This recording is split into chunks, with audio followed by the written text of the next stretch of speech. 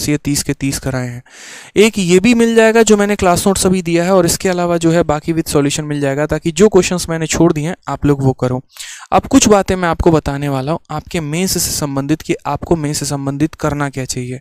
जैसा कि मैंने आपको कहा था कि लास्ट टाइम टिप्स हमारे क्या क्या होने वाले हैं वो समझिएगा, ठीक है।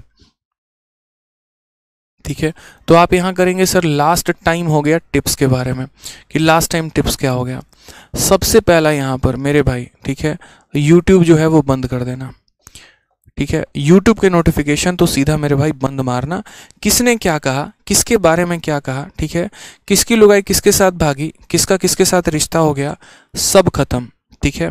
हाँ जी बिल्कुल, सारा, कोई मतलब नहीं रहता किससे क्या कहना है क्या नहीं कहना है, किसने किसी के बारे में क्या बोल दिया, क्या कंट्रोवर्सी चल रहा है, आपके लिए ये कोई मैटर नहीं करता है।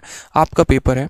मैंने ये बात मोटिवेशन के लिए कहा था, लेकिन मुझे नहीं पता था कि ये इस तरीके से यहाँ पर चीज़ें हो जाएंगी कि इससे आपको परेशानी होगी और लोग आपको और परेशान करेंगे।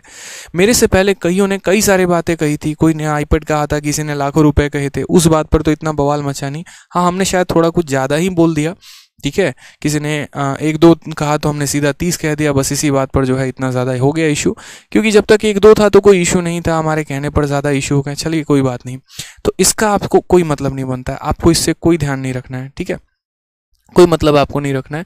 कोई बोले भी ना कि फलाने की वीडियो आई है चल के देख ले, 2 थप्पड़ मार के भगाना उसको पास से, यहाँ कहना निकल जल्दी, यहाँ पे मेंस का पेपर है, सुनेंगे नहीं तेरी बात यहाँ पे, ठीक है। कोई मतलब नहीं बनता, मत आओ मेरे सपोर्ट में, ज़रूरत नहीं है, ठीक है। मैं बता रहा हूँ, ऐसा नहीं है कि मुझे ज़रूरत नहीं है, ठीक है। बस अभी आपका पेपर है, पेपर हो जाएगा तो मिलके यहाँ पर जो है ना चलेंगे घूमने, कोई टेंशन नहीं। बट अभी कोई ज़रूरत नहीं है यूट्यूब पर बकैती ना देखना है, ना किसी का कमेंट करना है, ना कुछ करना है, हटाओ, ख़त्म करो यहाँ पे। दूसरा पॉइंट यहाँ पर जो है लास्ट टाइम में, वो यहाँ पर सबसे पहले ये है कि मॉक टेस्ट, दबाकर मॉक टेस्ट दो, जितना मॉक टेस्ट दे सकते हो ना उतना दबाकर मॉक टेस्ट दो, ठीक है। बढ़िया बढ़िया कंपनीज है, बढ़िया बढ़िया आपको जो है मॉक टेस्ट वो दे रही हैं, दबा कर दीजिए मॉक टेस्ट। अब सिर्फ मॉक टेस्ट नहीं देना है आपको, इस मॉक टेस्ट में जितनी भी गलतियां होंगी उनके ऊपर बढ़िया से तरीके से एनालिसिस करेंगे आप, जितना हो सकता है उतना प्रॉपर तरीके से एनालिसिस करिए। जैसे मान लीजिए मैंने मॉक टेस्ट दिया, मैथ्स हो गया, इंग्लिश हो गया, रीजनिंग हो गया, जीएस हो गया, सबके हैं। अब उसमें मैं बार बार देख रहा हूँ कि यार पिरामिड वाला क्वेश्चन मेरा गलत हो रहा है, तो यार मैं क्यों छोड़ूंगा पिरामिड के क्वेश्चन, ये बताओ पहले। क्या पता पेपर में वो 3 नंबर का एक सवाल आ जाए और मेरे से वो गलती हो जाए, तो 3 तो मेरे सही गए, एक और गया 4 नंबर, और 4 नंबर पे तो यूं समझ लो मिलना था दिल्ली, रहते अपने होम स्टेट में, पहुंच गए यहां पर तुम केरला में। अब ऐसा नहीं है कि केरला खराब स्टेट है, बहुत शानदार स्टेट है, मैं घूम कर आया हूं, लेकिन वहां आप हैबिचुएटेड नहीं है तो आप रह नहीं पाएंगे। समझ रहे हैं मेरी बात को यहाँ पर? तो वो एक एक सवाल आपके लिए बहुत महत्वपूर्ण होने वाला है। मॉक टेस्ट आप क्यों देते हैं? कोई भी राजा अगर कोई जंग लड़ रहा है और उस जंग में अगर उसे पराजय हासिल होती है तो वो क्या सीखता है उससे, या अगर जीत हासिल होती है तो कुछ तो सीखता है कि अगली बार मेरी टेक्निक्स कुछ और होंगे, किसी और तरीके से मैं अटैक करूंगा, मेरा नुकसान कम होगा, क्षति मेरी कम होगी, मैं और बड़ा साम्राज्य बड़ा करूंगा। चंद्रगुप्त मौर्य से आपने क्या सीखा, चाणक्य से आपने क्या सीखा? तो वही बात है कि जब भी आप कोई भी मॉक टेस्ट देंगे ना तो उसकी तरीके से यहाँ एनालिसिस करेंगे। यहाँ पे जो भी कमियां हैं खामियां हैं, भाई 2 की जगह एक ही मॉक टेस्ट दो, जबरदस्ती की बात नहीं है, लेकिन हाँ एनालिसिस जबरदस्त करनी है कि भैया मॉक के क्वेश्चन के गलती दोबारा से पेपर में गलत नहीं होने चाहिए। यहाँ गलत हो गया सह लेंगे, पेपर में हुआ ना तो फिर जान लो यहाँ पे लपेट लपेट दौड़ा दौड़ा मारेंगे सबको। यहाँ पे ऑफलाइन वाले जितने हो उनको, ऑनलाइन वालों को क्या ही मार सकते हैं बताओ, कैमरे के उस पार हो सारे। उसके बाद अगर हम यहाँ बात कर लेते हैं तो चलो, जैसे हो गया आपने YouTube देख लिया, आपने यहाँ मॉक टेस्ट का जो है YouTube बंद कर दिया अपना, और YouTube के साथ साथ है ना एक और चीज़ काम करना मेरे भाई, भगवान के लिए प्लीज़, ठीक है, यहाँ पे भगवान के लिए मैं बता रहा हूँ, ये व्हाट्सअप, फेसबुक और उसको सबको टाटा बाय बाय बोल दो अभी कुछ दिन के लिए, ठीक है, कुछ दिन के लिए मात्र। यहाँ पर 1 हफ्ते बचे हुए हैं, ठीक है, उसको भी बोल दो कि पढ़ लो, और तुम भी पढ़ लो, हमें भी पढ़ने दो यहाँ पर। तो जो थोड़ा सा वो भी डिस्टेंस है ना थोड़ा सा कम कर लो, ठीक है, वो ज़्यादा सही रहेगा। तो सोशल मीडिया थोड़ा सा कट आउट, मॉक टेस्ट दिया, एनालिसिस किया, बढ़िया है।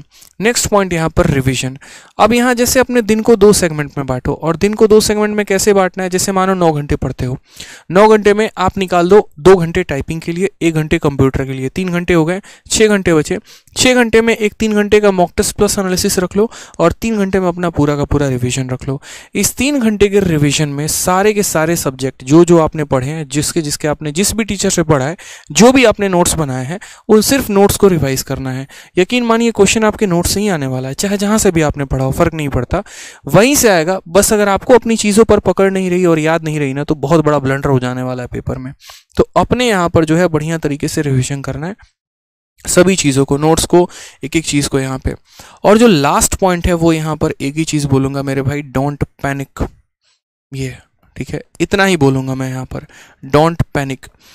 ठीक है, पैनिक होने की ज़रूरत नहीं है। पैनिक इसीलिए नहीं होना है क्योंकि अच्छे अच्छे लोगों की मैंने यहाँ पर रिजल्ट को ख़राब होते देखा है। ठीक है, एक बहुत अच्छी मेरी स्टूडेंट थी, पढ़ाई करती थी, बहुत शानदार तरीके से पढ़ने में तेज थी, लेकिन सिर्फ पैनिक होने की वजह से है ना, उसका यहाँ पर सीजल हो नहीं पाया और लास्ट में जाकर उसका सीपीयू में सिलेक्शन हुआ, जबकि उसका ड्रीम पोस्ट था सीजल कि मुझे एसओ इन एमईए लेना है। सिर्फ एक ही चीज़ होती थी यहाँ पर, अगर मैं उसके साथ बैठ के मॉक टेस्ट दूँ ना तो मेरे से हमेशा ज़्यादा उसके स्कोर आ सकते हैं। मैं इतना बोल रहा हूँ, सोचो वो इतनी नॉलेज में तेज लड़की थी, लेकिन फिर भी उसके बाद उसका सीजल में सिलेक्शन क्यों नहीं हो पाया? पैनिक। मतलब पता नहीं उसके अंदर क्या था। एग्जामिनेशन हॉल पे जाते ऐसे ऐसे हाँ कांपना शुरू।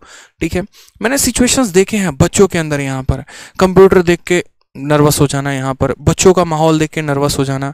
ठीक है, ऐसे नर्वसनेस हो जाती है कि आप रास्ते में ही अपना एडमिट कार्ड गिरा दे रहे हैं, रास्ते में ही आधार कार्ड गिरा दे रहे हैं, सेंटर पर पहुंचे तो टाइम से, पता चला आधार कार्ड गायब है वहाँ पे, अब खोज रहे हो, पता चला पेपर छूट गया। ऐसी चीज़ें नहीं करनी है, पैनिक नहीं होना है। आराम से जिस दिन पेपर होगा सुबह जो है बात करके जाना घर वालों से, उससे भी दही चीनी खा के जाना बढ़िया से। ठीक है, एकदम कूल माइंड रहना, कुछ गाने वाने भी सुन लेना तरीके से, नर्वस मत होना। बस पहली बार पेपर है, नया पैटर्न है, सबके लिए नया होने वाला, अकेले आपके लिए नहीं होने वाला है। पैनिक किस बात की यार, ये बताओ, इतनी वैकेंसी है, मिल तो जाएगा कोई ना कोई, इतना पैनिक नहीं होना है यहाँ पे। ठीक है, और लास्ट एक और बात बोलूँगा, स्ट्रैटेजी। और स्ट्रैटेजी ऐसा बनाओ कि अभी अपने कमियों पर काम कर लो तरीके से। जैसे 7 दिन मिला हुआ है ना, अगर मानो आपके बाकी सब्जेक्ट में अच्छे नंबर आ रहे हैं या थोड़ा कम भी आ रहे हैं, कंप्यूटर बिल्कुल ख़त्म हो चुका है, तो भैया पहले तरीके से स्ट्रैटेजी से काम करो, चाणक्य नीति लगाओ। तुम्हारा कंप्यूटर ही नहीं निकला तो क्या फ़ायदा तुम्हारा math, English, GK, reasoning, GS और रीजनिंग पढ़ने का? कोई फ़ायदा है नहीं, है ना। तो जब तक पहली बात तो ये देख लो कि तुम कंप्यूटर क्वालिफाई कर पा रहे हो या नहीं। अगर नहीं कर पा रहे तो पहले कंप्यूटर को क्वालिफाई करना सीखो। ऑलरेडी हमारे रैंकर्स गुरुकुल यूट्यूब चैनल पर एक सर हैं, वो भी आपको कंप्यूटर पढ़ा रहे हैं, उनकी क्लासेस देख लो। टेलीग्राम पर कई सारे पीडीएफ सर्कुलेट हो रहे हैं, वहाँ से आप एक तरीके से कंप्यूटर का लेकर देख लो। लेकिन कंप्यूटर अगर क्वालिफाई नहीं कर पा रहे तो बड़ी दिक्कत है भाई, पहले कंप्यूटर को क्वालिफाई करना सीखो, वो जरूरी है। ठीक है, नहीं तो बाकियों में पूरा फुल स्कोर भी आ गया, वो नहीं क्वालिफाई कर पाए, छटनी वहीं हो जानी है तुम्हारी।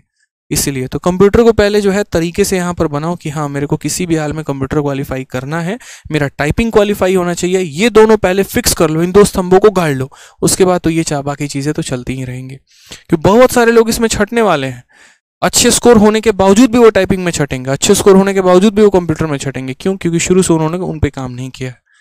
तो ये मत करो यहाँ पे। ठीक है, तो जितना समय हो बढ़िया तरीके से यूटिलाइज करो। और बाकी आज के कमेंट बॉक्स में बताना ज़रूर कि कैसा लगा आपको ये मॉक टेस्ट का सेशन, मज़ा आया नहीं आया, क्या सीखा आप लोगों ने। ठीक है, और 15,000 लाइक तो पहुंचा ही देना वीडियो पे, जितने बच्चे बाद में भी ये वीडियो देख रहे होंगे। ठीक है, कम से कम 15,000, ज़्यादा नहीं। ठीक है, चलो खुश रहो, मस्त रहो, ध्यान रखो। Love you all, take care, bye.